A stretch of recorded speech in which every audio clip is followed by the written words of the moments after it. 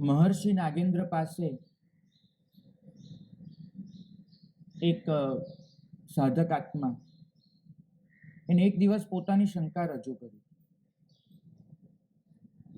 કે જ્યારે જ્યારે સાધનાની વાત આવે ત્યારે ત્યારે તમે વિચારોના શુદ્ધિકરણ પર ભાર મૂકતા હો છો.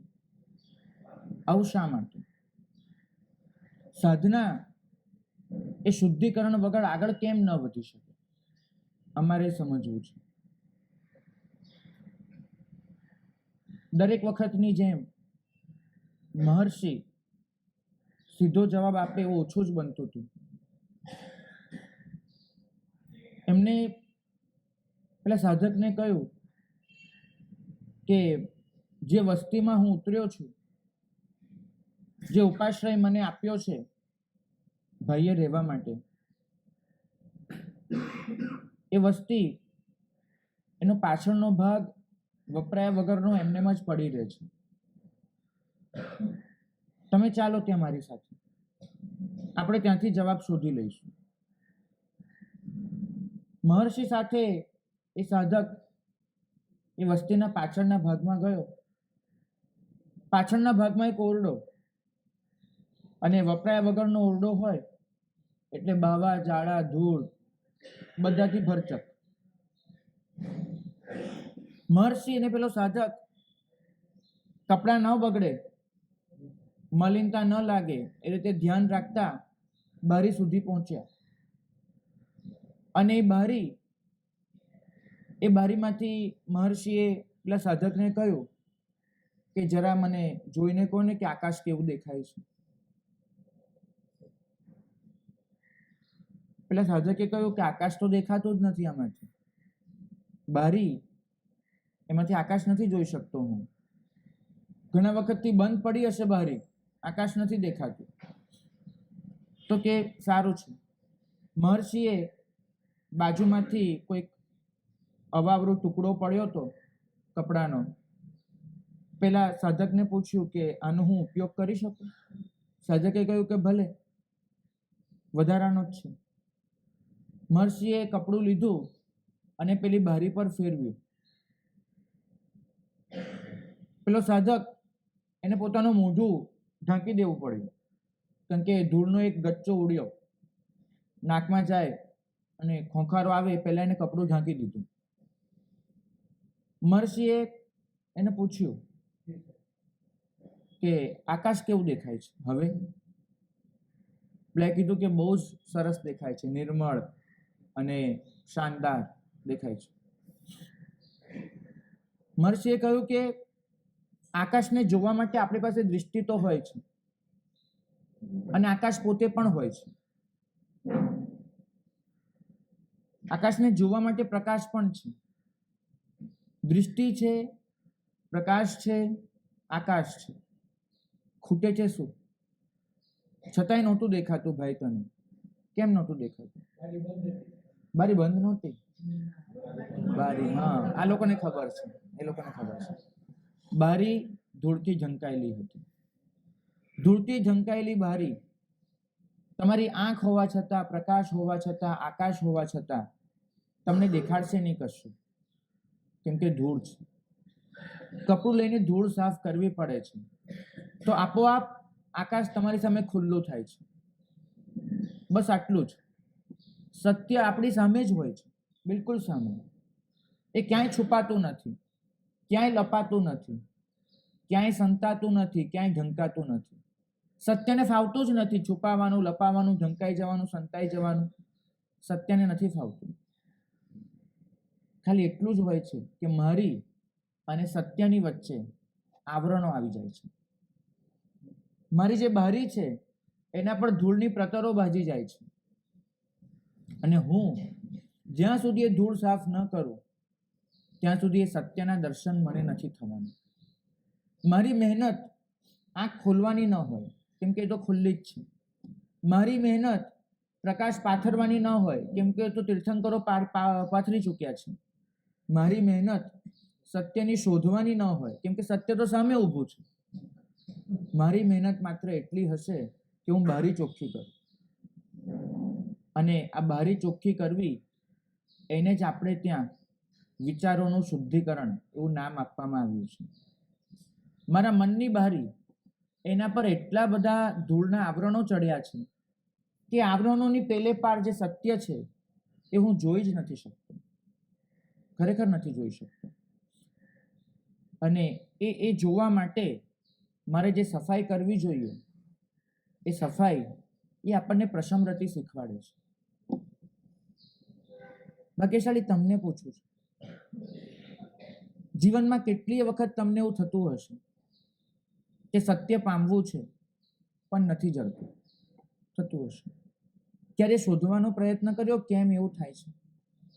સત્ય અને તમારી વચ્ચે શું આવીને ઊભું રહી જાય છે એ શોધવાનો પ્રયત્ન કર્યો? કેટલી વખત આપણે શાસ્ત્રોના પાને વાંચ્યું, મહાત્માઓના મુખે સાંભળ્યું કે મારી અંદર અનંત આનંદ ભરેલો છે.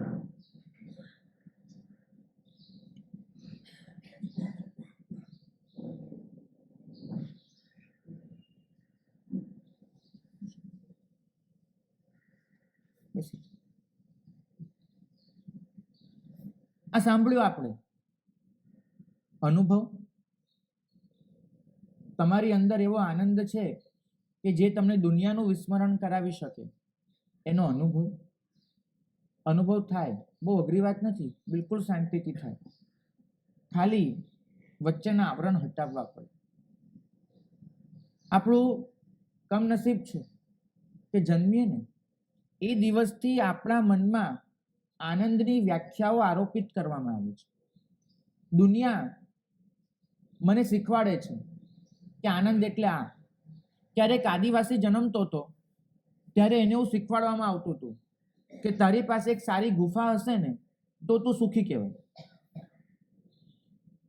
મારા બાપ દાદાને શીખવાડવામાં આવતું હતું કે તમારી પાસે એક સારું મકાન હોય ને તો તમે સુખી કહેવાય. તમને શીખવાડવામાં આવે છે કે તમારી પાસે 3 બેડરૂમ કિચનનો એક સરસ ફ્લેટ હોય ને તો તમે સુખી કહેવાય. અને તમારી પેઢીને શીખવાડવામાં આવશે કે તમારી પાસે આવો બંગલો હોય ને તો તમે સુખી કહેવાય. સુખ આદિવાસી માટે ગુફામાં હતું, મારા બાપ દાદા માટે એક નાના ગામડાના મકાનમાં હતું.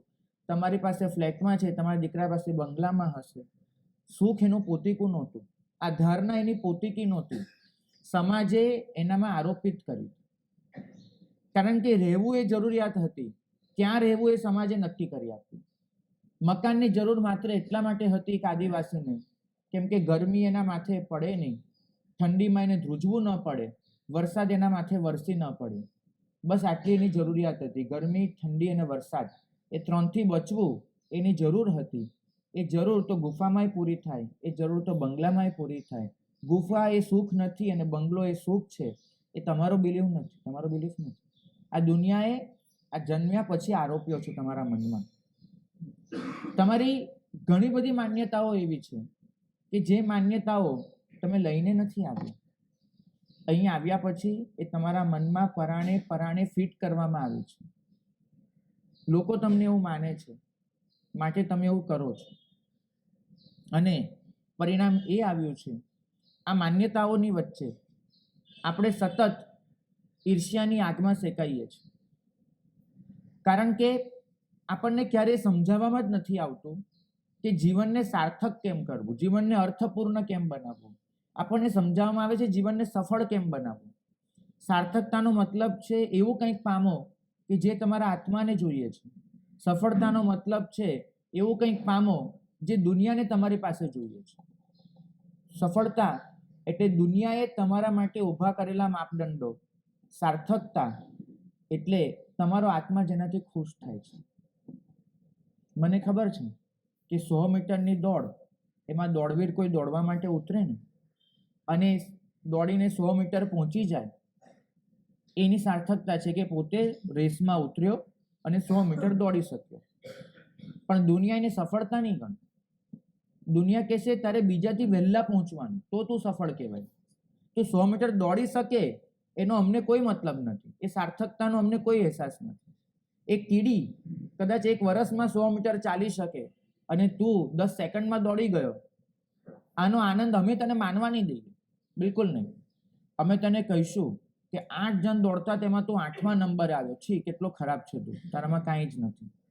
તું દોડે છે, પહોંચે છે, તારું શરીર સશક્ત છે, એ બધાની સાથે અમારો કોઈ મતલબ નથી. અમારો મતલબ એ છે કે તું 7 જણને પાછળ રાખીને પહોંચ, તો અમે તને બિરદાવીશું, અમે તને સફળ ગણીશું. તમે વિચાર કરો, મારી વાત પર ગંભીરતાથી વિચારજો કે દોડીને પહોંચવું એ મહત્વનું છે કે બીજાને પાછળ રાખીને પહોંચવું એ મહત્વનું છે? ભાગ્યશાળી, શું મહત્વનું છે? દોડીને પહોંચવું. સાચે? પણ તમને લાગે છે આ દુનિયા એવું રવા દીધું છે? દુનિયા તમને સફળ નહીં ગણે. અને આપણે બધા જ એ સ્પર્ધામાં ઉતર્યા છીએ કે દુનિયા મને સફળ ગણે. તમને અંદરથી ઠારકો વળે છે કે નહીં, એ વસ્તુ તમે જોવાની જ બંધ કરી દીધી. બિલકુલ નહીં. દુનિયા શું કહે છે મારા માટે? અને આ બધાનું પરિણામ એ આવ્યું કે ઈર્ષ્યા વધી, સખત વધી છે ઈર્ષ્યા. મહાભારતનો ઈર્ષ્યાને લગતો એક બહુ સરસ પ્રસંગ છે. એટલો સરસ પ્રસંગ છે ઈર્ષ્યાને લગતો, જ્યારે વાંચ્યો છે ને ત્યારે મને એવું થયું છે કે આવું બન્યું તો નહીં હોય, પણ જીવનમાં આવું જ બનતું હોય છે. વાસ્તવિક રીતે આવું નહીં બન્યું હોય કદાચ, આપણને સમજાવવા માટે આ કથા લખી હશે, પણ જીવન તો આવું જ વીતે છે. મહાભારતમાં એવું થાય છે કે એક સૈનિક એટલો બહાદુર હોય છે, બહુ જ શૂરવીર, પરાક્રમી, પણ એ સૈનિકની કોઈ પણ રીતે નોંધ નથી લેવાતી. તકલીફ એ થાય છે. લડે છે, કરે છે, એને પગાર પણ મળે છે, સરસ રીતે બધું જ ચાલે છે, પણ એની નોંધ નથી લેવાતી. અને એનો સાથી સૈનિક એ પણ લડે છે, કરે છે, પણ એની નોંધ લેવાય છે, લોકો એને બિરદાવે છે, એની શૂરવીર તરીકે પૂજા થાય છે. આ સૈનિકથી એ વસ્તુ સહન નથી થતી. એ જીત્યો છે. એની પત્ની એને સમજાવે છે સૈનિકને કે સ્વામી, હું જાણું છું તમે કેટલા બહાદુર છો અને મારો બધો જ પ્રેમ તમારા ચરણોએ હું ઢોળી રહી છું, તો તમારા માટે એ પૂરતું નથી? હું તમને આટલું બહાદુર ગણું છું, ચાહું છું, બધું પૂરતું નથી? તો કે ના, દુનિયા નથી કહેતી એવું. તું કે એનો મને કોઈ મતલબ નથી, દુનિયા કે. પણ કે દુનિયા તમારી પોતાની નથી, હું તમારી પોતાની છું ને. આ તમારા સંતાનો તમને કેટલું ચાહે છે. આ સંતાનો રાત દિવસ એમ કહે છે કે અમારા પિતાજી. આ સંતાનોની આંખમાં તમારા માટે જે ગૌરવ છલકાય છે એ પૂરતું નથી? તો કે ના, દુનિયાની આંખમાં નથી દેખાતું, મને એ જોઈએ છે. તો કે તમારો સગ્ગો ભાઈ, આ તમારી માતા, આ તમારા પિતા, એ એમ કહે છે કે અમારો ભાઈ આવો, અમારો દીકરો આવો. એ લોકો હોંશે હોંશે તમારી વાત કરતા હોય છે, તો એ લોકોની વાતમાં તમારા માટેનો જે અહોભાવ હોય છે એ પૂરતો નથી? તો કે ના, દુનિયાની વાતમાં અહોભાવ નથી. મારા માટે તારો પ્રેમ પૂરતો નથી, મારા માટે સંતાનોની આંખમાં દેખાતું ગૌરવ પૂરતું નથી, મારા માટે મા બાપની વાતમાં નીકળતો અહોભાવ એ પૂરતો નથી. મારા માટે દુનિયા શું માને છે એ જરૂરી છે. હવે આનો કોઈ રસ્તો નહીં. દુનિયાને તમે તમારા હિસાબે ઘડો અને દુનિયા ઘડાઈ જશે એવું માનનારા, એનાથી તો સ્મશાનો અને કબ્રસ્તાનો ઉભરાઈ રહ્યા છે કે દુનિયા અમે કહીશું એમ ઘડાઈ જશે. નહીં બને. પોતાના હોય છે, પણ આપણે હંમેશા શોધ પારકા પાસે કરતા હોઈએ છીએ. જે પોતીકી જણ હોય એ આપણને કંઈક આપે છે, એ આપણને ક્યારેય પૂરતું નથી લાગતું. આપણને એમ થાય છે કે આ લોકો તો હવે આપણા જ છે, કે એનાથી શું ફરક પડે છે? દુનિયા કે તો કઈ ફરક પડે. વોરેન બફેટ એ કરીને એક બહુ મોટો શ્રીમંત માણસ, એને પોતાની ઓટોબાયોગ્રાફીમાં ઇન્ટરવ્યુમાં પૂછવામાં આવ્યું હતું કે તમે આટલી શાંતિથી જીવી શકો છો, એનું મુખ્ય કારણ શું? બફેટનો જવાબ હતો કે હું એટલે જીવી શકું છું, મેં હંમેશા એ જ વિચાર્યું છે કે મારા માણસો મારા માટે શું માને છે, બસ એનાથી વધારે હું કંઈ વિચારતો જ નથી. દુનિયાનું વિચારવા જઈશ તો દુનિયા તો મને એમ જ કહેવાની છે કે ઓલો બિલ ગેટ્સ તારાથી આગળ છે, એને પાછળ કાઢ, તું બીજા નંબરે કેમ હોઈ શકે? દુનિયા મને એમ કહે છે કે જેક બેઝોસ તારાથી આગળ નીકળી રહ્યો છે, એને પાછળ પાડ, તું કેમ આવી રીતે હોઈ શકે? દુનિયા મને એમ કહેશે કે એપલ ક્યારે પહેલું સ્થાન લઈ લેશે અને માર્કેટમાં તું ચોથા નંબર પર આવી જઈશ, ખબર પણ નહીં પડે. તો દુનિયા તો મને સ્પર્ધામાં ઉતારવા માંગે છે. નહીં, મને લાગે છે કે બફેટે પ્રશમરતિનો એકાદો શ્લોક વાંચી લીધો હશે, તો જ આ જવાબ એના મોઢામાંથી નીકળી શકે. ભાગ્યશાળી આપણા નસીબમાં તો આ શાસન મળ્યું, આપણા નસીબમાં પ્રભુની વાણી મળી, આપણા નસીબમાં આ મહાત્માઓનો સત્સંગ મળ્યો, આપણા નસીબમાં આ વ્યવસ્થા તંત્ર મળ્યું કે જે વ્યવસ્થા તંત્ર, જે શાસન, જે વાણી, જે સત્સંગ તમને એ સમજાવી શકે છે કે તમે શેના માટે જન્મ્યા છો. દુનિયા સતત તમને એ સમજાવે છે કે તમારે શેના માટે મરવાનું છે. ભગવાનનો સવાલ અહીંથી શરૂ થાય છે કે તું શેના માટે જન્મ્યો છે એ ઓળખી લે. દુનિયા તમને એમ કહે છે કે મરતા પહેલા તારે શું કરવાનું છે એ જોઈ લે. હવે આ બંનેના વિચારોમાં ધરમૂળથી ફરક છે. એક જન્મને સાર્થક કરવાની વાત કરે છે, એક મરણને સફળ બનાવવાની વાત કરે છે. બંનેનો મેળ નહીં પડે. નક્કી તમારે કરવાનું છે કે મારે કોનું સાંભળવું છે. પેલો સૈનિક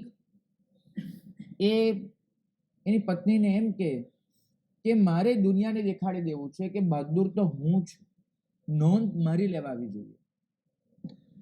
પત્નીએ કીધું કે બહાદુર હોવું એ પૂરતું હોય છે, બહાદુર હોવાની નોંધ લેવાવી એ જરૂરી નથી હોતું, પણ કે મારે લેવડાવી છે.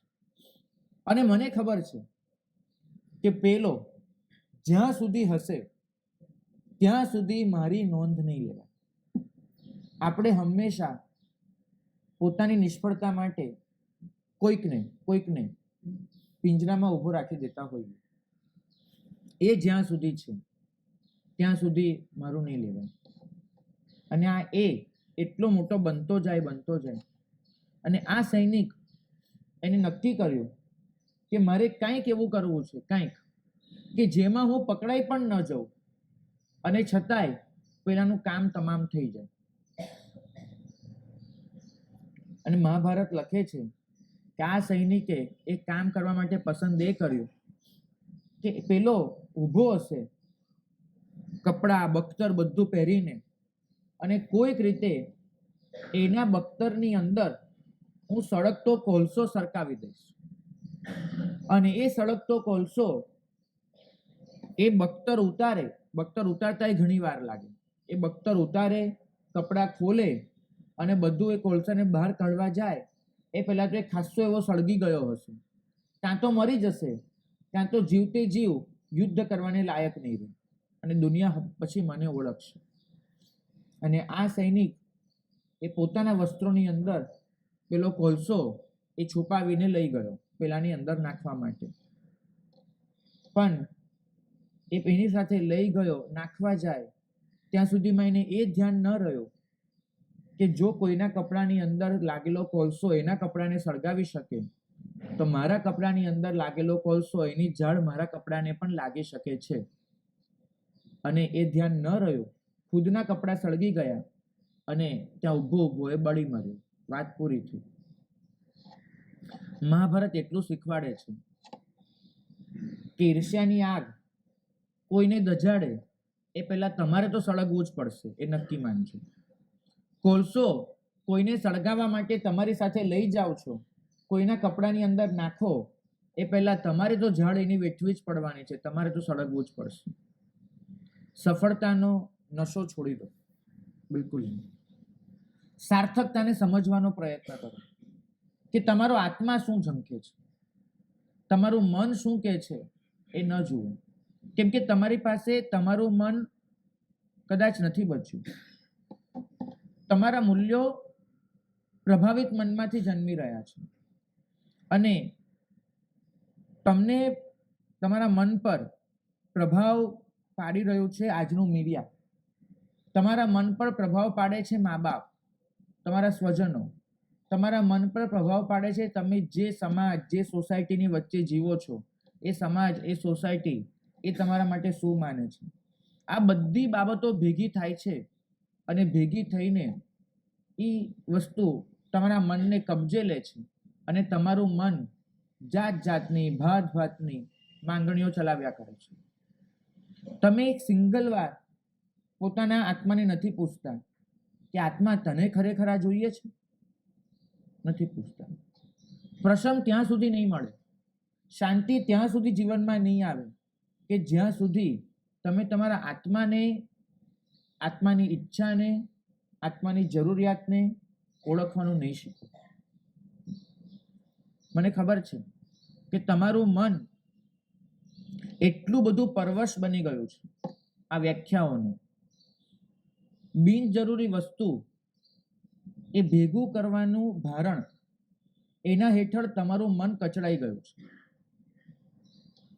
તમે જીવનમાં જોજો, યાદી બનાવજો આજે પણ તમારા ઘરે જઈને, કે તમારા ઘરમાં જેટલી વસ્તુ પડી છે ને ખાલી એક નજર ફેરવજો, ત્યાંમાંથી જરૂરી શું અને બિનજરૂરી શું. ઘરમાં ઢગલાબંધ એવી તમને વસ્તુઓ જડી જશે જે બિનજરૂરી છે, જે તમારી મૂળભૂત જરૂરિયાત નથી, બિલકુલ નથી. પણ એ બિનજરૂરી વસ્તુનું જે ભારણ છે આપણા મન પર, એ ભારણે આપણો જે સહજ આનંદ છે એને તદ્દન ખલાસ કરી નાખ્યો છે. આપણી માન્યતાઓ અને આપણા મૂલ્યો બંને પર આજનું મીડિયા કબજો કરી ચૂક્યું છે સંપૂર્ણપણે. આપણી ધારણાઓ આપણા મનમાંથી નથી ઉગતી, સમાજ એ ધારણાઓને આરોપિત કરે છે. મને ખબર છે કે મારો એક દોસ્ત, એના પરીક્ષામાં 73% આવ્યા હતા, 73%. એટલો ખુશ હતો, એટલો ખુશ. અને મારી બહુ નજીકમાં રહે, અમે બંને સાથે રિઝલ્ટ લઈને આવ્યા. પહેલા એનું ઘર આવે, પછી મારું આવે.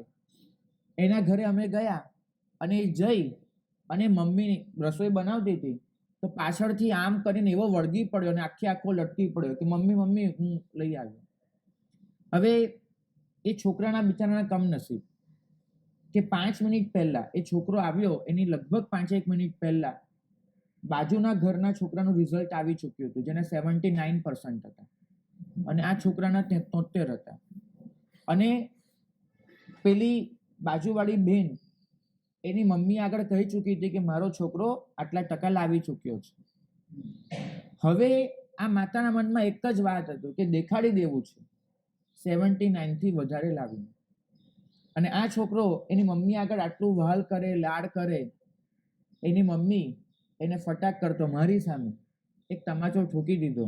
બરાબર ભણતો નથી ને રખડી ખાય છે, નામ તેમ જે એઝ યુઝ્યુઅલ મા બાપો બોલતા હોય એક આખી સ્ક્રિપ્ટ, એ બધું એને કહી દીધું. મને એ સમજાવો કે મમ્મી માટે 8મા ધોરણમાં 73% આવે કે 79, એનાથી કારકિર્દીમાં કોઈ ફરક પડે છે? કોઈ ફરક? તમને અત્યારે હું ખરેખર પૂછું છું, તમે લોકો 8મા ધોરણમાં કેટલા ટકા લાવ્યા હતા તમને યાદ છે ખરું? તમને કોઈ કહે કે તમારી 7મા ધોરણ, 8મા ધોરણ, 9મા ધોરણના એન્યુઅલ માર્ક્સ બોલી જાઓ. જે માર્કશીટ તમારા માટે ક્યારે બહુ મોટો માયનો રાખતી હતી, આજે તમને માર્ક યાદ પણ નથી. અને અત્યારે હું તમને કહું ને તો ઘરમાં શોધવા જશો ને કદાચ જડશે પણ નહીં કે બધી માર્કશીટો ક્યાં પડી છે. કોઈ ધૂળ ખાધેલી ફાઇલમાંથી નથી જડવાની બધું.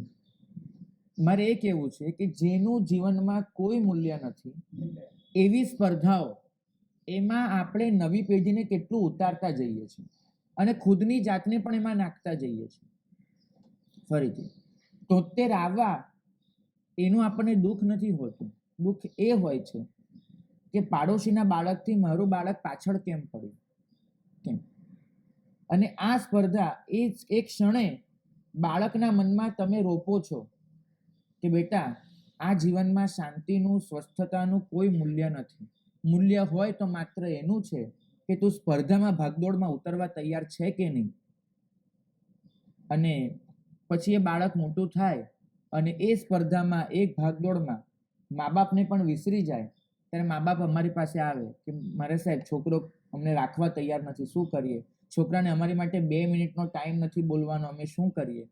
તમે એનું શું સમાધાન આપીએ? અમે એમ કહીએ ટાઈમ ટ્રાવેલ કરીને પાછા પહોંચો, બાળક જન્મ્યું હતું ત્યાંથી એકથી શરૂઆત કરો તો આવી સ્થિતિ નહીં આવે. અમે મા બાપને ક્યાં કહેવા જઈએ? સમજજો કે તમારો સફળતાનો નશો તમારી આસપાસની તમામ દુનિયાને બગાડી રહ્યું છે. સાર્થક હોવું બહુ પૂરતું છે અને સાર્થકતા જીવનની બહુ થોડી જરૂરિયાતોમાં સમાઈ જાય છે. મને જોઈએ છે શાંતિ, મને જોઈએ છે સ્થિરતા અને મને જોઈએ છે સમાધિ. શાંતિ, સ્થિરતા અને સમાધિ, આ મારા લક્ષ્ય છે. શાંતિ આવે છે જીવનની મૂળભૂત જરૂરિયાતો પૂરી થઈ જાય એમાંથી. સ્થિરતા આવે છે મનની ઈચ્છાઓ શમી જાય એમાંથી. સમાધિ આવે છે આત્મા નિરાત અનુભવે એમાંથી. મારે મારી જરૂરિયાતો એને પણ પૂરી કરી દેવાની છે. મારે મારા મનના ઉધામાં એની ચંચલતાને પણ સમાવી દેવાની છે. મારે મારા આત્માને પણ નિરાત આપી દેવાની છે. આ મારું લક્ષ્ય છે. પણ આ લક્ષ્ય સુધી, આ શાંતિ, આ સ્થિરતા, આ સમાધિ ત્યાં સુધી પહોંચતા પહેલા મારે મારા મન પર જે ધૂળના પ્રતર ચડ્યા છે, ધૂળના પડ બાજ્યા છે, એને લૂછી લૂછીને ચોખ્ખા કરવા પડશે. પછી હું એ પામી શકીશ. મને ખબર છે કે મારો માયલો એ સતત અકળામણ અનુભવે છે, બહુ જ અકળામણ. એ બિચારો છટપટ કરે છે કેમ કે એના જોઈતું નથી, એની આ માંગણી નથી. ભાગ્યશાળી, તમને પૂછું છું, તમારી પાછળ તમે રાત્રે સૂઈ જાઓ, તમને તમારું નામ? હા, તમારું નીતિનભાઈ. ને તમારી પાછળ ભાગ્યશાળી પ્રિયાંકભાઈ, નીતિનભાઈ, તમને પૂછવું છે કે ખરેખર જોઈતું બધું જ મેળવી લીધા પછી એ સાધનોની વચ્ચે તમે અમારી જેમ નિરાંતથી જીવી લો છો? ખાલી એટલું પૂછવું છે. અમારી પાસે સાધનો બહુ જ ઓછા છે, બહુ જ ઓછા. અને કદાચ તમે મને રોજે આવીને પૂછશો ને કે મારે સાહેબ તમને શું જોઈએ છે, તો હું એમ જ કહીશ કે અત્યારે કશો ખપ નથી. પણ એ બધાની વચ્ચે અમે જેટલી નિરાંત અનુભવીએ છીએ ને એટલી નિરાંત કદાચ તમારા જીવનમાં જોઈ નથી શકતા. કદાચ અમારો ભ્રમ હોય એટલે મેં પૂછી લીધું કે મારો ભ્રમ છે કે સાચું છે. કેમ? તમે તમારી જાતને પૂછો કે મારા જીવનમાં બધું જ હોવા છતાં નિરાંત કેમ નથી, શાંતિ કેમ નથી? તમને સમજાશે કે નિરાંત અને શાંતિ આત્મા અનુભવે છે, ઉધામાં મન કરે છે, અને મનની પીડા એ આત્માની પીડા બની જાય છે. તમે ક્યારેય તમારા આત્માનું સાંભળતા જ નથી. મને લોકો કહે છે કે મારા સાહેબ સાધના બહુ અઘરી વસ્તુ છે, અમે ન કરી શકીએ. દીક્ષા બહુ અઘરી વસ્તુ છે, અમે લઈ ન શકીએ. તમને કાકા એક વાત કરું, દીક્ષા લેતો હતો ને ત્યારે બધા આવીને એક જ વસ્તુ સમજાવતા હતા, એક જ. મને કે લોજ કરવો પડશે, વિહાર કરવો પડશે, રાત્રે પાણી પીવા નહીં મળે, એકાસના આંબિલ કરવા પડશે, કેટલું બધું કંઈક ને કંઈક કર્યું હતું એમ, આખું લિસ્ટ. પણ કોઈએ મને એ નહોતું કીધું કે બેટા નિરાતે જીવવા મળશે, તું શાંતિથી સૂઈ શકીશ, હૃદયની સાચી પ્રસન્નતા અનુભવી શકીશ. એવું કોઈ મને કીધું જ નહીં. ખબર નહીં, તમે દીક્ષાના ડરામણા બધું દેખાડો તો સામે એવું તો કહેવું જોઈએ ને કે ભાઈ તારો આત્મા એકદમ શાંત રહેશે, સ્વસ્થ રહેશે, તું દુનિયાનો સૌથી સુખી માણસ હોઈશ. બધાની વચ્ચે પણ તને જડીબુટ્ટી જડી જશે કે જે જડીબુટ્ટી તારી પ્રસન્નતાને અકબંધ રાખી શકે. તારે આ સફળતાની ભાગદોડમાં ઉતરવું નહીં પડે, તારે કોઈની સાથે સ્પર્ધામાં જોડાવું નહીં પડે. તું તારા જીવન, તું ખરેખર શેના માટે જન્મ્યો છે એને ઓળખી શકીશ, સમજી શકીશ ને મેળવી શકીશ. તું તારા જીવનને સાર્થક બનાવી શકીશ. એવું મને કોઈએ ના કીધું. એવું હમણાં ચહેરા પરનું સ્માઇલ ક્યારે નથી દેખાતું? નેવર. અરે બેન, અમે છીએ, બીજા છીએ. તમે ક્યારે ઉપાશ્રયમાં જઈને જોજો. હા, એવું નથી કહેતો પેલા અટ્ટહાસ્યના અવાજો આવતા હશે, એમ નથી કહેતો. પણ તમને ઉપાશ્રયમાં દેખાશે કે એક સહજ પ્રસન્નતા હોય છે. જો હું રાખવા માંગુ તો, હા, પાછું તો સાથે. બાકી અમારે ત્યાં બી તમારે જો આવી જાય કે મારા વ્યાખ્યાનમાં આટલા માણસ ને ઓલા મારના વ્યાખ્યાનમાં 200 માણસ વધારે આવે છે, તો હું પણ પાછો સફળતાની ભાગદોડમાં ઉતર્યો, તો મારી પ્રસન્નતા ગઈ. પણ જો હું જે પણ છે એમાં નિરાતે જીવી લઉં છું, સ્વસ્થતા રાખું છું. દરેક વસ્તુ એ મારા માટે પ્રભુની કૃપા છે બા. દરેક વસ્તુ એ મારા માટે પ્રસન્નતાનું નિદાન છે. મને એટલી ખબર છે કે મને એ જ મળ્યું છે જે મને મળવું જોઈતું હતું. હું જેના માટે લાયક હતો એ મને મળી ચૂક્યું છે. જો એવું લાગે છે, સારું બા. આ કેવું છે જેને પાણીમાં તરતા ન આવડતું હોય ને એ માણસ કોઈને પાણીમાં તરતો જુએ ને તો કે તું કેટલા કષ્ટ વેઠે છે, હાથ આમ કરવાના, પગ પછાડવાના, જો હું કેવી નિરાતે બેઠો છું, નથી મારે હાથ હલાવવાના, નથી પગ હલાવવાના, તું કેટલું કષ્ટ વેઠે છે. એને ખબર ન પડે કે પાણીમાં તરવાનો આનંદ શું છે, એને ખબર ન પડે. જે મહિલો અંદર ઉતર્યો હોય ને એને જ ખબર હોય કે આમાં કેટલો આનંદ છે. નરસિંહ મહેતા તો આ જ કહે છે કે માહી પડ્યા તે મહાસુખ માણે, દેખણ હરા દાજેરે. આ લીટી સાંભળી છે નરસિંહ મહેતાની? માહી પડ્યા તે મહાસુખ માણે. જે અંદર પડ્યા છે ને પાણીમાં એ તો મહાસુખ માણે છે, પણ દેખણ હરા દાજેરે, જેને અંદર પગ નથી મૂકવો અને કાંઠે બેસીને ખાલી ટિપ્પણીઓ કરવી છે, કાંઠે બેસીને ખાલી અભિપ્રાયો આપવા છે, એ લોકો તો એમ જ કહેશે કે આ જુઓ ને કેવો મૂરખ છે, શાંતિથી બેસવાનું હતું એ કાંઠે, એને બદલે પાણીમાં પડ્યો અને આ બધું કરવા માંડ્યો છે, તરી રહ્યો છે, હાથ પગ મારે છે. તો દેખણ હરા એ બિચારા અંદરથી સળગ્યા કરે, એ લેખાજોખા લીધા કરે કે અમે સારા કે ઈ સારો, એ કેટલા કષ્ટ અનુભવે, એ આમ કરે તેમ કરે અને અંદરથી દાજ્યા કરે. પાણીની ઠંડક એમને કાં મળવાની? નહીં ને ભાઈ. બા તમે માહી પડેલા છો કે દેખણ હારા છો? ખાલી એટલું કહેજો કે તમે અમારી જેમ માહી પડેલા છો, મહાસુખ માણી રહ્યા છો કે દેખણ હારાની જેમ દાજી રહ્યા છો. ત્યાં બેસીને તમને ચોક્કસ એવું થશે કે કષ્ટ છે. અહીંયા આવશો ને ત્યારે તમને સમજાશે કે અંદર પડીને મહાસુખ છે. શરીરના કષ્ટો નથી એવું બિલકુલ નથી, કષ્ટો તો પડવાના શરીરના, પણ જેટલી ઝડપથી કષ્ટ સાથે શરીર અનુકૂળતા સાધી લે છે એનાથી 100મા ભાગની ઝડપે પણ કષ્ટ સાથે મન અનુકૂળતા સાધતું નથી હોતું.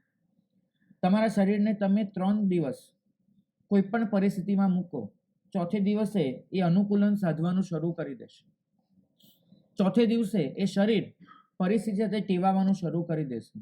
પણ તમારા મનને કોઈ પરિસ્થિતિમાં 3 વર્ષ રાખો, 3 દિવસની 3 વર્ષ, ચોથા વર્ષે પણ મન એ જ ઈચ્છતું હશે કે આને કેમ બદલો, એ ટેવાવાની માંગે. મન ક્યાંય ટેવાતું નથી હોતું, શરીર બહુ ઝડપથી ટેવાઈ જાય છે. તમે લોકો શરીરને સાચવો છો, અમે મનને સાચવીએ છીએ. માં કોને સુખ હોય વધારે મને કહો? તમે લોકો શરીરની સાચવણીમાં માનો, જે શરીર માત્ર 3 દિવસમાં ટેવાઈ જવાનું છે.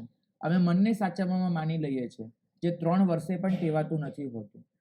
પ્રસંગ એ મનના સ્તરે ઊભી થતી બાબત છે, શરીરના સ્તરે નહીં. શરીરના સ્તરે દુઃખ, પીડા, અભાવ, કષ્ટ આ બધું જ હોઈ શકે છે, પણ મનના સ્તરે હોય છે ખુશી, મનના સ્તરે હોય છે આનંદ, પ્રસન્નતા. અમે લોકો મનના સ્તરે જીવીએ. કારણ એ છે કે અમે માનીએ છીએ કે કોઈની પણ બાબત એમાં ટીકા ટિપ્પણ કરી અને આપણને કાંઈ મળતું નથી હોતું, ત્યારે પણ નહીં. કોઈનું જોઈ એ અનુસારે આપણી જિંદગીના મૂલ્યો નક્કી કરવા, એમાંથી આપણે કશું જ પામતા નથી હોતા. મહર્ષિ નાગેન્દ્ર એમના જીવનની જ બીજી એક ઘટના કહું કે એમની પાસે આપણા જેવો જ કોઈ સાધક આત્મા ગયો હશે. એને કીધું કે મારી જિંદગીની ખુશી શોધવા બહુ પ્રયત્ન કરું છું, પણ જડતી નથી. તમે મને શોધવામાં મદદ કરશો કે ક્યાં છુપાઈ ગઈ છે? મને મદદ કરશો? મહર્ષિએ કીધું કે મદદ તો કરું અને તને દેખાડી પણ દઉં કે અહીંયા પડી છે. તું એને પકડી લેવા તૈયાર છે? જવાબ આપજો કે તું એને પકડી લેવા તૈયાર છે? પેલો કે હા, હું પકડી લઈશ. તો મહર્ષિએ કીધું જા એક કામ કર, એક નારંગી લઈ આવ. બજારમાંથી તારા ઘરેથી ક્યાંયથી પણ એક નારંગી લઈ આવ, નારંગી ઓરેન્જ એ લઈ આવ અને પછી હું તને કોઈ એક વાસણ લઈને આવજે અને નારંગી લઈને આવજે. પછી હું તને શીખવાડું તારી ખુશી ક્યાં છે. બોલો તો ગયો અને નારંગી, વાસણ, નાનકડી તપેલી અને નારંગી બધું લઈને પાછો આવ્યો. મહર્ષિએ કીધું કે નારંગીના છોતરા ઉતાર અને એ જે નારંગી છે એનો રસ એ તું કાઢ. કંઈક સાવદ્ય ભાષા છે પણ શીખવાડવા માટે. પેલા એ નારંગી છોલી અને એ જે હતું એની નીચોવી એનો રસ પેલા પાત્રમાં લીધો. મહર્ષિએ કહ્યું કે હવે બેસ, આ રસને અચિત્ત થવા દે, શાંતિથી બેસ, હું પણ ધ્યાન કરી લઉં, તું પણ ધ્યાન કરી લે. 2 ઘડી પછી મહર્ષિએ પેલાને કહ્યું કે હવે અચિત્ત થઈ ગયો છે, તું એને વાપરી લે. તે કહે છે મહર્ષિ આ નારંગી મંગાવી, પાત્ર મંગાવ્યું, રસ કઢાવ્યો, હવે મારે પી જવાનું. તો ક્યાં પીવાનું, એક ઘૂંટડો પીતો ખરો? તો એને પીધો. સારું, મૂકી દો. મને કે કેવો લાગ્યો તને રસ? તો કે સારો લાગ્યો. એમ નહીં, સારો એટલે કેવો લાગ્યો? તો કે ખટ મીઠો, ગમે એવું. એમ નહીં, તું બરાબર જવાબ નથી આપતો. મને કે આ રસ તને કેના જેવો લાગ્યો, શેના જેવો લાગ્યો આ રસ? તું બરાબર જવાબ આપ મને. આ રસ તને શેના જેવો લાગ્યો? ભાગ્યશાળી, નારંગીનો રસ શેના જેવો લાગે? નારંગીનો રસ નારંગી જેવો. પાક્કું? નારંગીનો રસ નારંગી જેવો લાગે. બીજા કોઈને કંઈ થયું છે આજ સુધી? નારંગીનો રસ નારંગી જેવો. મહર્ષિએ કીધું કે નારંગીનો રસ લીંબુ જેવો કેમ ન લાગે? નારંગીનો રસ મોસંબી જેવો કેમ ન લાગે? નારંગીનો રસ સફરજન જેવો કેમ ન લાગે? એવો તને કોઈ દિવસ વિચાર કેમ નથી આવતો? મારે તને એ પૂછવું છે. નારંગીનો રસ નારંગી જેવો લાગે, નહીં સફરજન જેવો, નહીં ચીકુ જેવો, નહીં તરબૂચ જેવો, નહીં મોસંબી જેવો, નહીં લીંબુ જેવો. આવું કેમ? કારણ શું? ભાગ્યશાળી, એનું કારણ શું? નારંગી છે ને, પણ એનું કારણ એ પણ છે કે નારંગી કોઈ દિવસ લીંબુ બનવાની મહેનત નથી કરતી. નારંગી રહે છે, એ લીંબુ બનવાની મહેનત નહીં કરે. બરાબર? એ સમજે છે કે હું જે છું એ છું, મારે કોઈની નકલ નથી કરવાની, હું જે છું એ પૂરતું છું. આજ સુધીમાં કોઈ પણ નારંગી અને લીંબુ બનવાની મહેનત કરી હોય તો નથી કરી. એને ખબર છે કે યોગ્ય પ્રસંગે લીંબુનો રસ નીકળશે, લીંબુનો ઉપયોગ થશે, લીંબુના વખાણ થશે. યોગ્ય પ્રસંગે મારો રસ નીકળશે, મારો ઉપયોગ થશે, મારા વખાણ થશે. કોઈ રસોઈ બનાવવાની હશે, તેમાં લીંબુના ગુણગાન થશે. કોઈ માંદું પડ્યું હશે ત્યાં ડોક્ટર એમ કે લીંબુનો રસ પીજે, એવું નહીં કે એમ કહેશે નારંગીનો રસ પીજે, મોસંબીનો રસ પીજે. દરેકનો એક ઉપયોગ છે. લીંબુ નારંગી બનવાની મહેનત નથી કરતું, નારંગી લીંબુ બનવાની મહેનત નથી કરતી. ભાગ્યશાળી, હવે તમારો પ્રશ્ન, તમે કોઈના જેવા બનવાની મહેનત કરો છો? પાક્કું? આ નકલ, કોઈકનું જોયું, કોઈકનું જાણ્યું અને એની નકલમાં ઉતરવું, એ આપણો એક સ્વભાવ બની ગયો છે. અને આ વસ્તુ એ આપણી ખુશીને અલોપ કરી દે છે, છુપાવી દે છે. એવી સંતા કોકડી રમાય છે ખુશીની કે આપણને ક્યારે થપ્પો કરવાનો વખત જ નથી મળતો કે ખુશી જડી ગઈ, આવું થપ્પો કરી દો. નથી જડતી એ થપ્પો કરવા માટે, કારણ કે આપણે આપણી એ જે માન્યતાઓ, નકલ કરવાની ટેવ, એની પાછળ એ ખુશીને સમાપ્ત કરી નાખીએ છીએ. હા, પ્રેરણા લેવાય. પ્રેરણામાં તમારો ડેવલપમેન્ટ હોય છે. નકલમાં તમે કોઈકના જેવા ડુપ્લિકેટ બનવાની કોશિશ કરો છો. મને ડેવલપમેન્ટ ગમે છે, ડુપ્લિકેશન નથી ગમતું. અને આપણે બધા ડુપ્લિકેટ બનવા માંગીએ છીએ, કોઈકના જેવા. હું મારા રસ્તે ક્યાં આગળ વધી શકું એ કદાચ આપણો મૂળ પ્રશ્ન નથી હોતો. કોઈક આવો છે અને દુનિયા એના વખાણ કરે છે તો મારે રસ્તે જવું છે, એ હું વિચારું છું. ફેશન, આ શબ્દની જો ડેફિનેશન લખવાની હોય, ફેશન શબ્દની, તો તમે શું લખો? એકદમ ટૂંકાણમાં, શોર્ટ એન્ડ સ્વીટ, ફેશનની વ્યાખ્યા શું? નકલ કરવી, બીજાની નકલ કરવી, એનું નામ ફેશન. એવી નકલ કે જેને દુનિયા વખાણે. બરાબર? આટલું ઉમેરવું જોઈએ. તો દુનિયા જેના વખાણ કરે એવી નકલ કરવી, એનું નામ ફેશન. કોઈના વ્યાખ્યા સામે કોઈ વાંધો? જો પાછળ બેઠા છે ભાઈને પૂછો, ભાઈ તમને આ વ્યાખ્યામાં કોઈ વાંધો નહીં? દુનિયા જેના વખાણ કરે એવી નકલ કરવી, એનું નામ ફેશન છે. ભાગ્યશાળી, આપણા જીવનમાં કેટલાય ટ્રેન્ડ, કેટલીય ફેશનો એવી નથી દેખાતી કે જે આપણે મૂળભૂત રીતે આપણે નહોતા ઈચ્છતા, લોકો કરે છે માટે આપણે એમાં જોડાઈ જવા માંગીએ છીએ? એવું નથી લાગતું તમને? ના, એટલું તો નહીં કહું, એટલું ખરાબ બધે ઘેટાનો પ્રવાહ છે. કારણ કે ઘેટાને તો ખબર નથી હોતી કે અમે કઈ દિશામાં જઈએ છીએ. તમને તો ખબર હોય છે કે આ માર્ગે બરબાદી છે, તોય જાઓ છો. એટલે ઘેટા કરતા તો કંઈક વધારે સારા નહીં, વધારે ખરાબ કહેવાય કે તમને તો ખબર છે, સમજુ છો, અને છતાં પણ એ માર્ગે ચાલો છો. તમે ઘેટા જેવા છો એમ કહીને પોતાની જાતને આશ્વાસન ન આપો, નહીં, કેમ કે તમે બચી શકો એમ છો અને છતાંય બચતા નથી.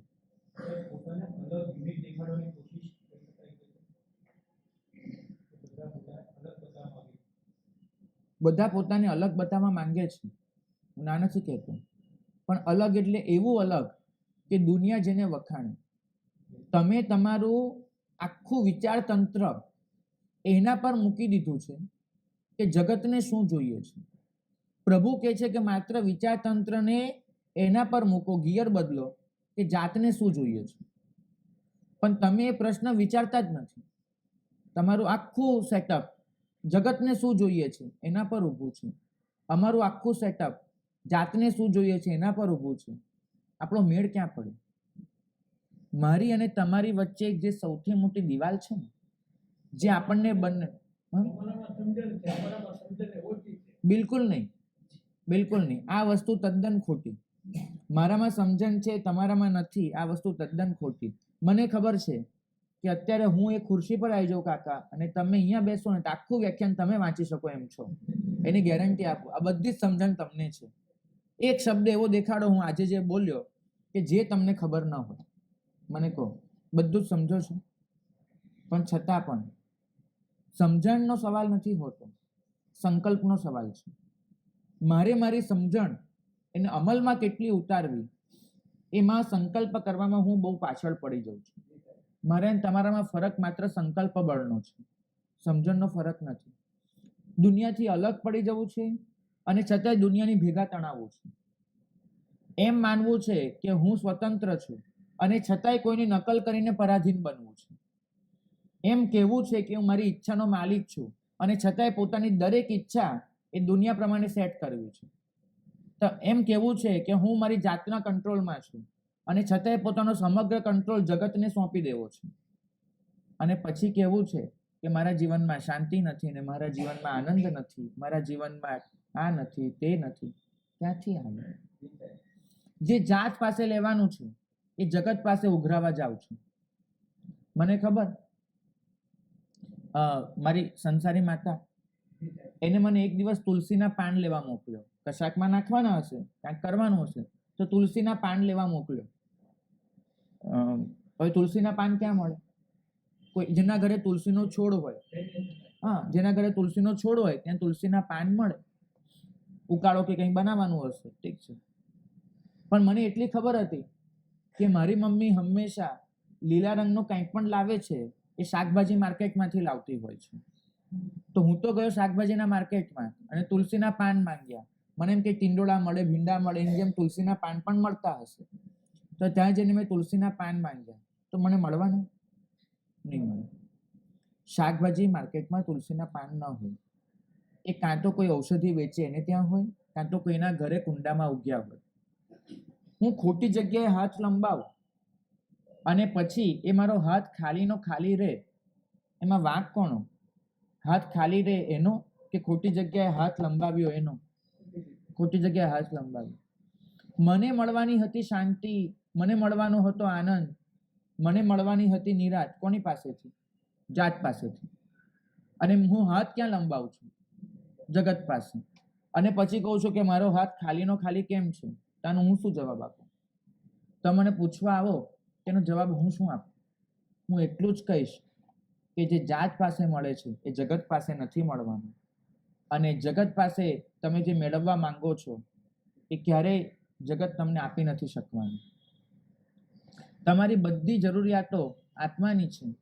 સાંભળો છો મનનું, દોડાદોડ કરો છો જગતની પાછળ. આમાં ક્યાંય તમારો આરો કે ઓવારો નથી હોવાનો.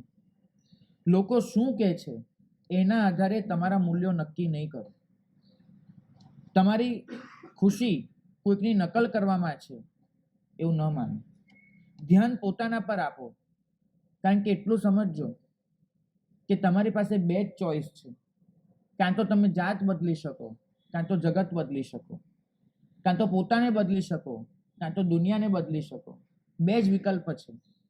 અને પોતાને બદલનારા હંમેશા સાર્થક થયા છે. દુનિયાને બદલનારા હંમેશા નિષ્ફળ ગયા છે.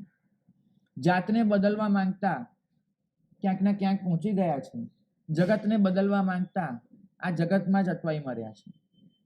ભાગ્યશાળી, તમને પૂછવું છે, શું બદલવું છે, જાત કે જગત? પાક્કું જાતને બદલવી છે. તમારો જવાબ ભાઈ આ જ છે. ક્યારથી? બીજો સવાલ, ક્યારથી? પેલો જવાબ તો આપણને બધાને ખબર છે, જાતને બદલવી છે. ક્યારથી? એનો જવાબ કયો મળશે? જાગ્યા નહીં, આજે જાગી જ જવું પડશે. બહુ ટાઈમ નથી આપણી પાસે. જાગ્યા ત્યારથી નહીં, આજથી જ કહેવું પડશે. સમજ્યા ત્યારથી. અને એ સમજણ એ 8:30 આપણામાં આવી ગઈ છે હવે આજના દિવસે, કે જાતને બદલવાની છે. બદલી નાખ. એટલું બદલશો ને તો તમે જિંદગીની સાર્થકતાને અનુભવી શકશો. એટલું બદલશો ને તો દરેક ક્ષણ એ તમારી પ્રસન્નતાની ચાસણીમાં બોળેલી હશે. બા ગુલાબજાંબુ વાપર્યું છે કોઈ દિવસ? બધા નથી લીધી ને? હા તો સારું. હવે સાંભળો, તો એ ગુલાબજાંબુ છે એ ચાસણીમાં બોળ્યા વગરનો વાપરો તો કોઈ મતલબ લાગે? મોડું લાગે ને, બહુ મજા ના આવે. એવું જ છે જિંદગીનું. જિંદગી એક ગુલાબજાંબુ છે બા. એને પ્રસન્નતાની ચાસણીમાં છે ને ડૂબોળવું પડે. દરેક ક્ષણને એ પ્રસન્નતાની ચાસણી બનાવી એમાં ડૂબાડો અને પછી એ વાપરો ને તો એ ગુલાબજાંબુ વાપર્યાનો મતલબ છે. હું મારી દરેક ક્ષણને ગુલાબજાંબુ ગણું છું. બરાબર? એ દરેક ક્ષણ એ મારા માટે ગુલાબજાંબુ જેવી છે. એને પ્રસન્નતાની ચાસણીમાં છે ને બરાબર જબોળું છું. બરાબર? હા, આમ ઉપર લો તો ટપકા નીતરવા જોઈએ એવી પ્રસન્નતા. એમાં જબોળવાનું અને પછી એ વાપરવાનું. દરેક ક્ષણને જો આવી રીતે વાપરી શક્યા ને તો જીવન પ્રસન્નતાથી એવું મહેકી જશે, એવું છલકાઈ જશે. પછી એક દિવસ એવો આવશે, કોઈ તમને પૂછશે ને કે કેમ છે, તો કાઠિયાવાડનો જવાબ નીકળશે, મોજે દરિયા. મોજે દરિયા આ શબ્દ કાઠિયાવાડ સિવાય તમને ક્યાંય નહીં મળે. ચકાચક. ઓકે, તો આ જે મોજે દરિયા છે એ આપણા જીવનમાં એવો દરિયો રેલાય પ્રસન્નતાનો પ્રભુની કૃપાથી. એ જ મંગલ કામના. ભાગ્યશાળી, 2900 વર્ષ પ્રભુના જન્મને પૂરા થઈ રહ્યા છે. 2800 વર્ષ જ્યારે થયા હતા પ્રભુને ત્યારે આપણે હાજર નહોતા. 3000 પૂરા થશે ત્યારે કદાચ નહીં હોઈએ. તો હવે છે 2900. અને આ આંકડો જીવનમાં બીજી વાર નથી આવવાનો.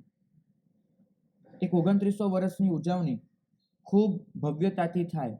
જીવનનો એકમાત્ર પ્રસંગ, એક સદી વીતી રહી છે પ્રભુ પાર્શ્વના જન્મની, તો એને આપણે આવકારીએ. એ બહુ ભાવના હતી. મારી ઈચ્છા ગોડીજી, પાર્શ્વનાથ અથવા તો એવા કોઈ પાર્શ્વનાથ પ્રભુના તીર્થમાં જઈ આની ઉજવણી કરવાની હતી, કે પાર્શ્વનાથ પ્રભુના સાનિધ્યમાં બેસીને આની ઉજવણી કરીએ. પણ રાજુભાઈ, સમીરભાઈ, પંકજભાઈ, બીજા અમુક નામો નથી યાદ આવી રહ્યા, પણ એ બધા ભાગ્યશાળીઓ, એમનો ખૂબ આગ્રહ કે પોષ દશમ કરાવવા અમારે ત્યાં પધારો. સ્વીકાર કર્યો, કેમ કે તાંબેનગર એનું માથે ઋણ પણ છે, તો સ્વીકાર કર્યો એ વાતનો અને અહીંયા આવ્યા તો મન એવું થયું કે જ્ઞાન દર્શન ચારિત્રની એવી આરાધના કરાવવી છે કે જેથી આ 2900મું વર્ષ આપણા માટે જીવનમાં કોઈ પરિવર્તન લાવનારું બને. તો 3 દિવસ એવા પ્રકારના કાર્યક્રમો રાખ્યા છે કે જે નોર્મલ આપણે ત્યાં જે અનુષ્ઠાનો થાય છે, જેમાં ધામધૂમ આ બધું હોય, એના કરતાં થોડાક જુદા છે. કેમ કે આ દરેક વસ્તુ તમને તમારા આત્મા સુધી લઈ જાય એવી કંઈક દરકાર કરી છે.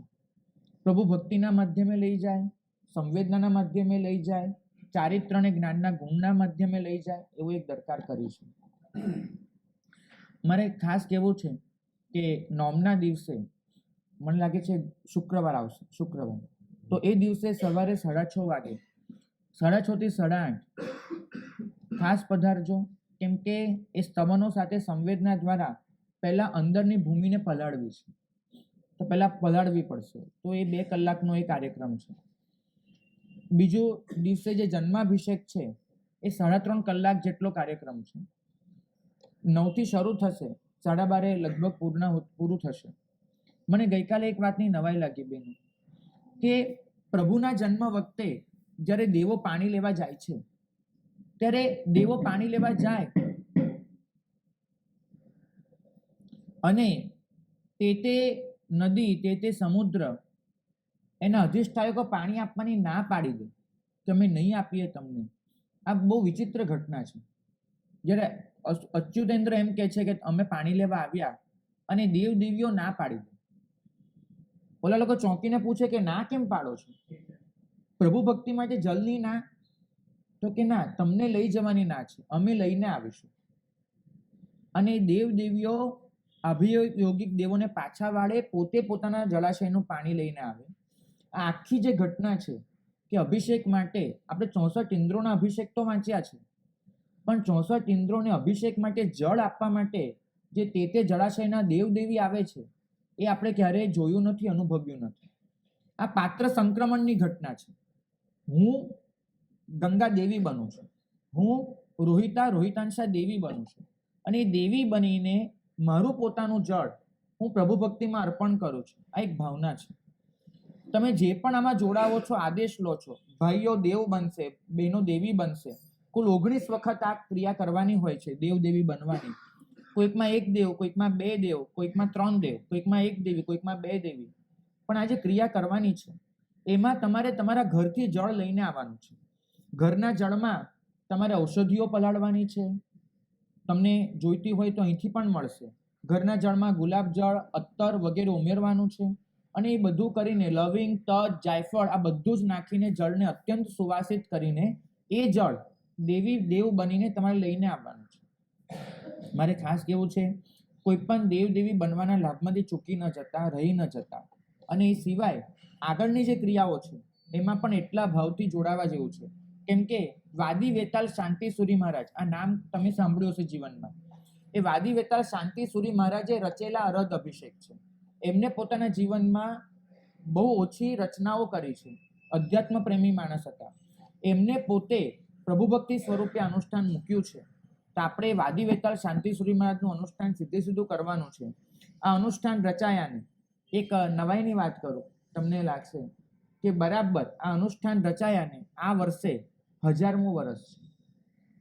વિક્રમ સંવત 1080માં અનુષ્ઠાનની રચના થઈ હતી લગભગ, અને અત્યારે ચાલે છે 2080. તો અનુષ્ઠાનને 1000 વર્ષ પૂરા થયા છે રચાયાને. તો એ પણ આપણા માટે ગૌરવની ઘટના છે કે આપણે અનુષ્ઠાન કરી રહ્યા છીએ અરધ અભિષેક. તો સૌ કોઈ એમાં જોડાજો. આવતીકાલે એના આદેશ આપવાના છે. અને ત્રીજે દિવસે જે પ્રવચન છે એ પ્રવચનમાં આવવા માટે હું આગ્રહ તો કરીશ તમને, પણ સાથે એટલું કહીશ કે બીજા કોઈને પણ લઈને આવજો. કેમ કે પ્રભુ પાર્શ્વની પરંપરા, એ પરંપરાએ આ શાસનને શું આપ્યું એ આપણને લગભગ ખબર નથી. આપણે પ્રભુ વીરની પરંપરાને જ જાણીએ છીએ, પણ 2800 વર્ષ સુધી પ્રભુ પાર્શ્વની શ્રમણ પરંપરા સૃષ્ટિ પર વિહરી છે, અને એમને આ શાસનને ઘણું બધું આપ્યું છે. તો આપણે એની પણ વાત કરવી છે. એ રવિવારના દિવસે રહેશે. તો સૌ કોઈ આ અનુષ્ઠાન 2900 વર્ષનું એમાં જોડાજો. હવે પછી 3000માં વર્ષે મને તો ખ્યાલ છે હું નહીં હોઉં, કદાચ તમારામાંથી પણ કોઈ નહીં બચ્યું જ્યારે 3000મું વર્ષ આવશે ત્યારે. તો આ વર્ષને આપણે મન ભરીને ઉજવી લઈએ, એ જ મંગલ કામના.